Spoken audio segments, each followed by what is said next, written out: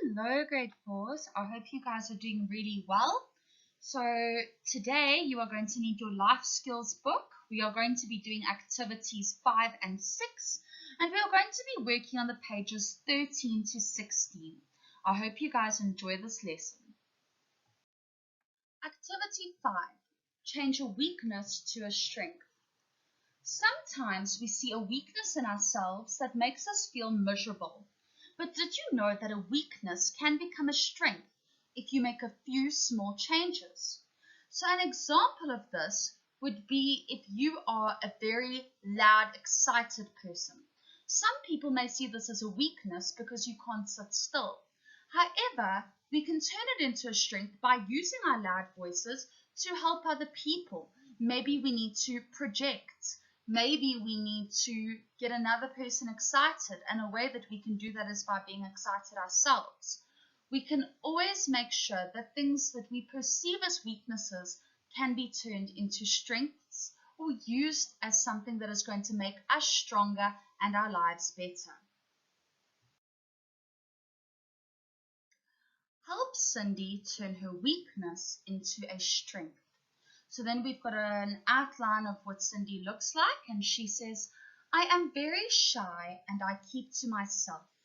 I wish I had a friend. Now your activity is going to be to make 5 suggestions to help Cindy.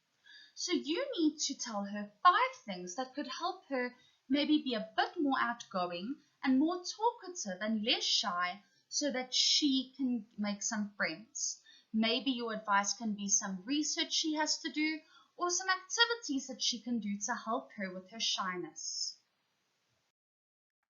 What can you do to strengthen your weakness? So we've just spoken about turning weaknesses into strengths. Everybody has got weaknesses. We just need to know how to turn that weakness into something that will benefit us and others in the long run. So for this activity, you need to mention what your weakness is. It can be anything that comes to mind. And then when it says this is what I can do, you need to think of some suggestions to give yourself that can help you to overcome this weakness or to better this weakness so that you can have a better life. We are now busy with activity 6. Personal strengths. Read about a dancer who used her strengths and talents to help others. A Dancer's Tale. The story of Phyllis Spira by Samantha Cutler and Thea Nicole van der Wyk. Once upon a time in Orange Grove, Johannesburg, a little girl called Phyllis was born into the world. 2 people who were very much in love had a sweet little baby. No one knew then that their baby would become a famous ballet dancer. Phyllis learned very quickly to dance. She impressed all her teachers with her little dance moves. She danced before and after school daily. Nothing pleased Phyllis more than dancing. She especially loved ballet. When Phyllis was 15, she was ready to live her dream and study at the Royal Ballet School in London. She danced Swan Lake for the Queen.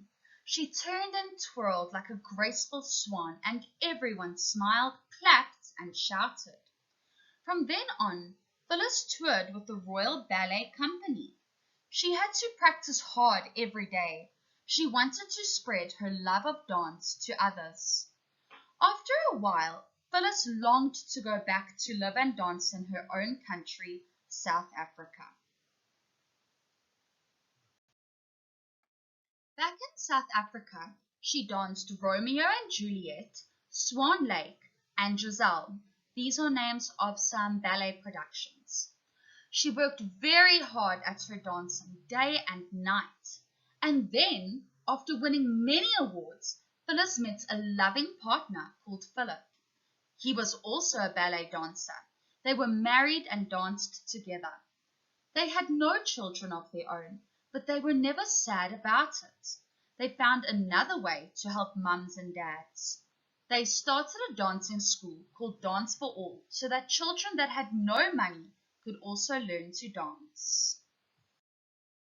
Now we need to answer some questions about the passage we just read. You can find the answers on slides 5, 6, and 7 where the story is.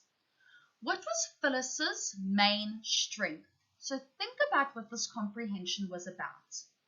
How do you know she worked hard to develop her strength?